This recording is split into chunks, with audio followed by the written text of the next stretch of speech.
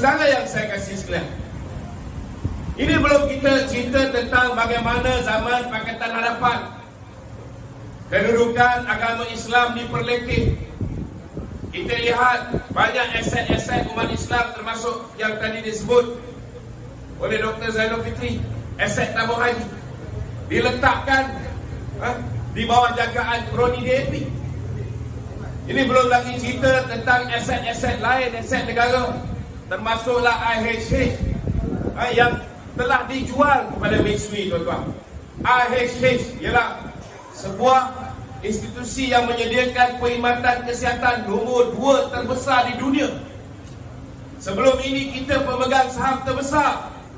Tetapi bagi pada orang yang walaupun Perdana Menterinya seorang yang berpengalaman 22 tahun jadi Perdana Menteri, tetapi disebabkan pasukan dia pasukan cap ayam, maka mereka tidak tahu macam mana nak diversify our source of income, nak memperbagaikan sumber pendapatan, macam mana nak jana peluang-peluang ekonomi baru. Mereka tak tahu. Yang mereka tahu, tuan-tuan, apa yang dia buat, dia jarah Petronas. Kalau dulu bila mereka ambil alih kuasa, biasa kita ambil setahun 16 bilion saja. Tahun pertama mereka ambil alih kuasa, tuan-tuan, mereka ambil sampai 80 bilion daripada Petronas, tuan-tuan. Dan apa lagi yang mereka buat? Mereka hanya tahu menjual aset-aset, mencairkan aset-aset untuk menampung hutang. Belum lagi kita kira hutang zaman Pakatan Harapan ini sedang meningkat dengan mendadak.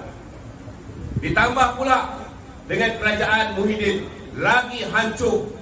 Dalam tempoh darurat saja saudara, dia membelanjakan 600 bilion. 600 bilion ni ke mana kita pun tak tahu.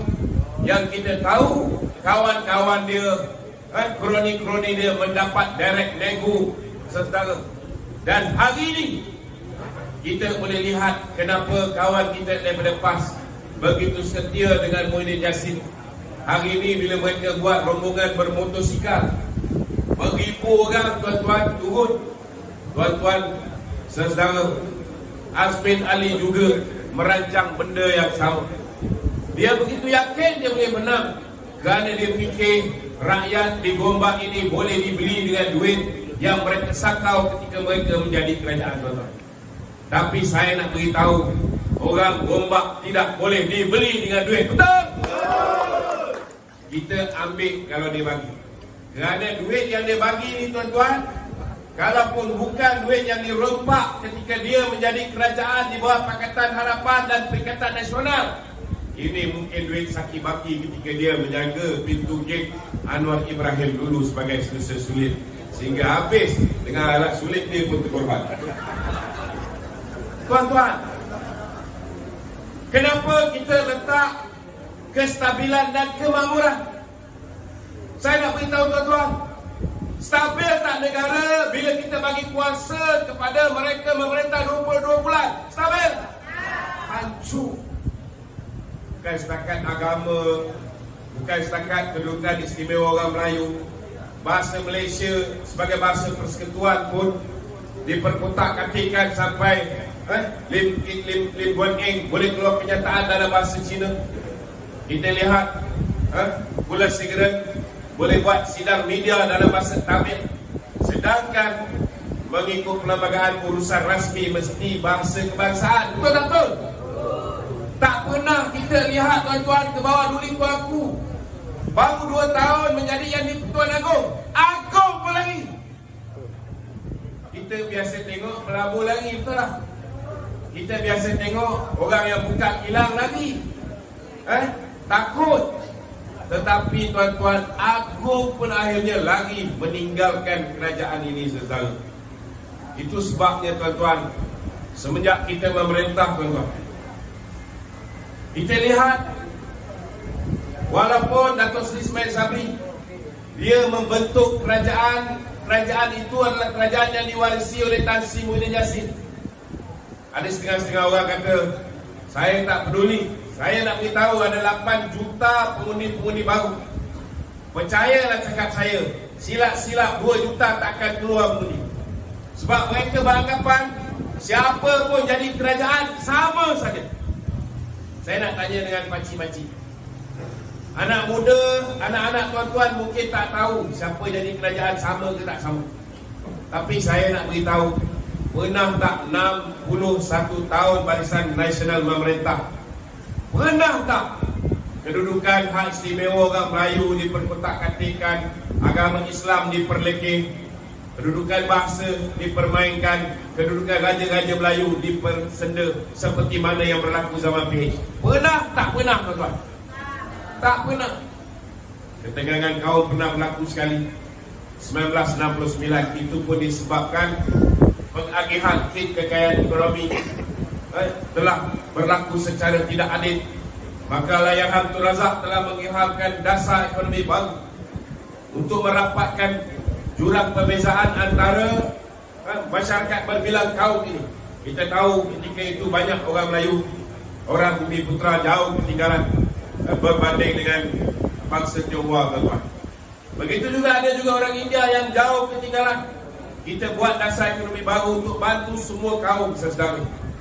Dan sudah pastilah disebabkan kestabilan itu perlu, dan ianya mestilah dimulakan dengan memastikan kaum yang teramai dalam negara ini boleh hidup tidak tertekan, boleh cari makan, bagi mengelakkan sebagai bentuk krisis seperti mana yang berlaku di Indonesia pada tahun 1998. 1998 Anwar cuba buat reformasi di Malaysia sama seperti di Indonesia. Tetapi di Indonesia, tuan-tuan, kenapa reformasi berjaya? Kerana di sana, tuan-tuan, kita lihat bangsa Bumi Putra, kaum pribumi, merah mata dengan masyarakat Tionghoa. Walaupun mereka ini, tuan-tuan, nama pun nama Indonesia, bahasa pun bahasa Indonesia, secara disebabkan merah mata ini berlakunya insiden-insiden yang amat menyedihkan.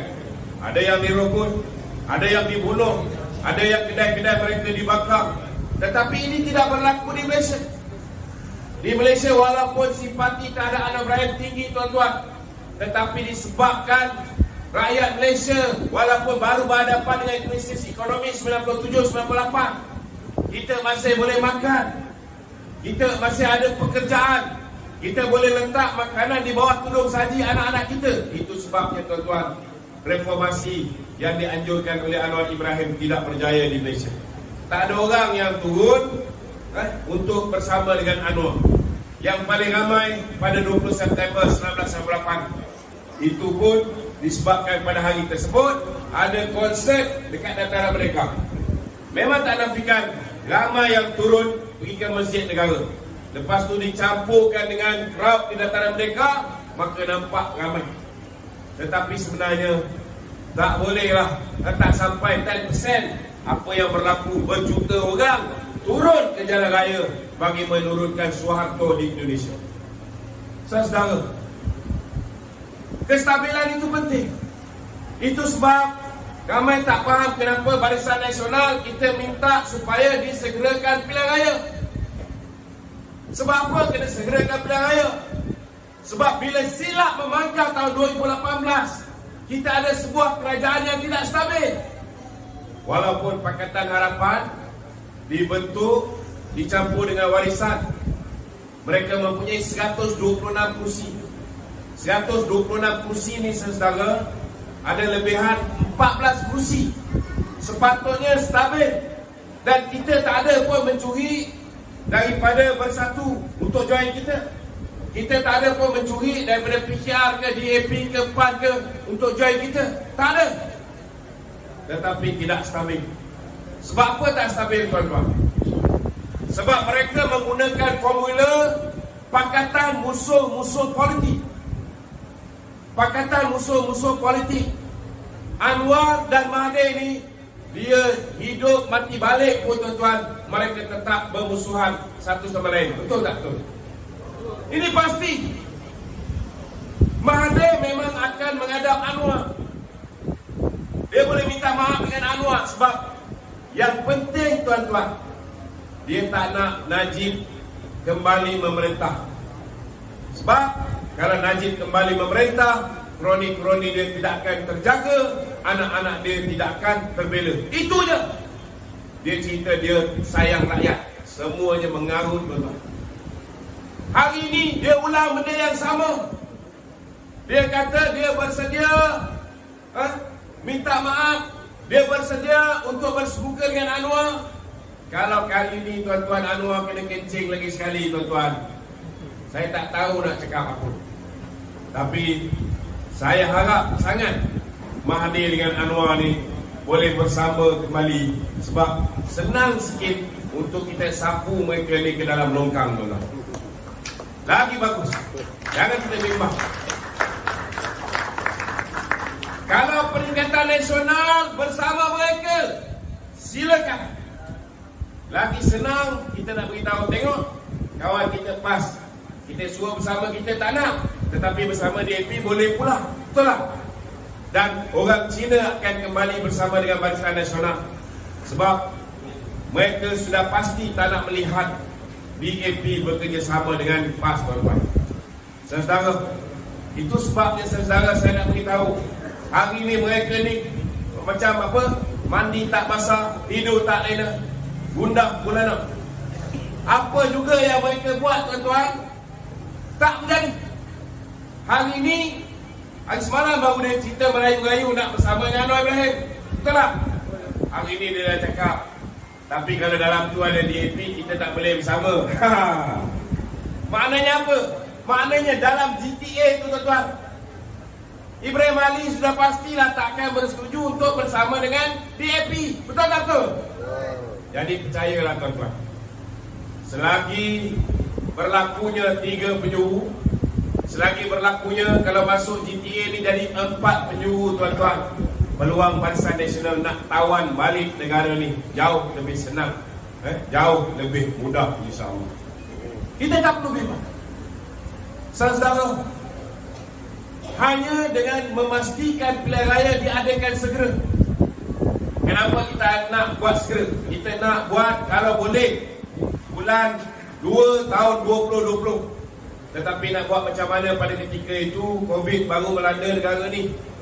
Jadi ke bawah dulu tuanku risau takut pilihan raya itu akan menjadi katalis untuk tersebarnya wabak COVID-19. Maka kita pun tunduk, walaupun pada ketika itu 222 orang ahli parlimen dah dipanggil oleh baginda tuanku. Tuanku tanya 2 soalan. Pertama, nak pilihan raya atau nak bubar parlimen? Wakil rakyat daripada UMNO, wakil rakyat daripada PAS memutuskan kita nak bubar parlimen. Ini jelas. Kedua soalannya, kalau nak pilih Perdana Menteri baru, siapa yang patut jadi Perdana Menteri? Siapa yang wakil rakyat 222 orang ni nak sebagai Perdana Menteri? Tuan-tuan, tak ada seorang pun berjaya mendapat 112 undi. Masa tu wakil rakyat Batu Sapi dengan wakil rakyat Greek masih ada. Jadi, bila tak ada seorang pun yang dapat 112 undi, maka tak ada orang yang layak dilantik menjadi Perdana Menteri. Tapi pasal tuanku, tuan-tuan, bimbang penularan COVID-19, maka tuanku minta supaya ketua-ketua parti berpakat dan melantik seorang Perdana Menteri. Itulah, tuan-tuan, akhirnya menyebabkan UMNO terpaksa bekerjasama dengan Muhyiddin, terpaksa bekerjasama dengan PAS dan GPS untuk membentuk kerajaan yang dipanggil Perikatan Nasional.